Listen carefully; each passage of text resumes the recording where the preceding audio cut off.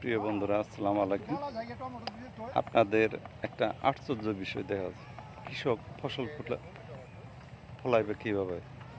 এই যে আজকে আমি একটা টমেটো ক্ষেতের কাছে আসছি, এই টমেটো তোলার সময় পাইতেছি না, এখানেই পচে যাচ্ছে।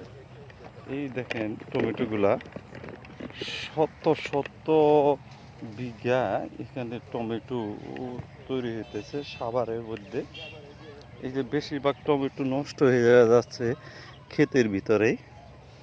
আর এই যে কিছু ভালো টমেটো এখানে এই যে নিয়ে যাচ্ছে এই টমেটোগুলা, এই যে টমেটোগুলা। আর দুই পাশেই টমেটো ক্ষেত, এই দেখেন দুই পাশেই টমেটো ক্ষেত। হ্যাঁ, তো আমার সত্যি খুবই কষ্ট লাগছে যে এই ফলনগুলা সময় মতো উঠানো দরকার ছিল, এই টমেটোগুলা সময় মতো উঠানো দরকার ছিল। আর সময় মতো উঠাইতে পারেন না, এদিকে খেতেই নষ্ট হয়ে যাচ্ছে।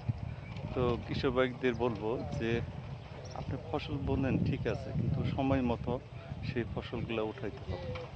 এখানে মানুষের আমাদের দেশে বলে কামলা, কামলা রোজ বেশি। এই যে টমেটোগুলো উঠাবে, কামলা রোজ বেশি। আর এই টমেটোগুলো আপনার দেখাই দেখেন, খেতেই পচে যাচ্ছে, খেতেই পচে যাচ্ছে।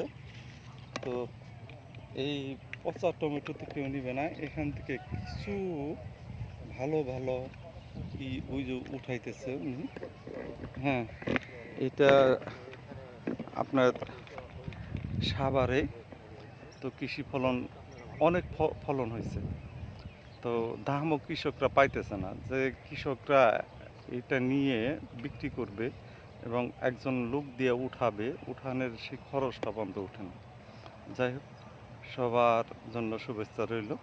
যদি এই যে এইসব টমেটো আপনারা নিতে চান, ক্রয় করতে চান, এই ক্ষেতে থেকে নিতে হবে। তো আমার সাথে আপনারা যোগাযোগ করতে পারেন। আমার মোবাইল নম্বরটা 01716 35 62 13।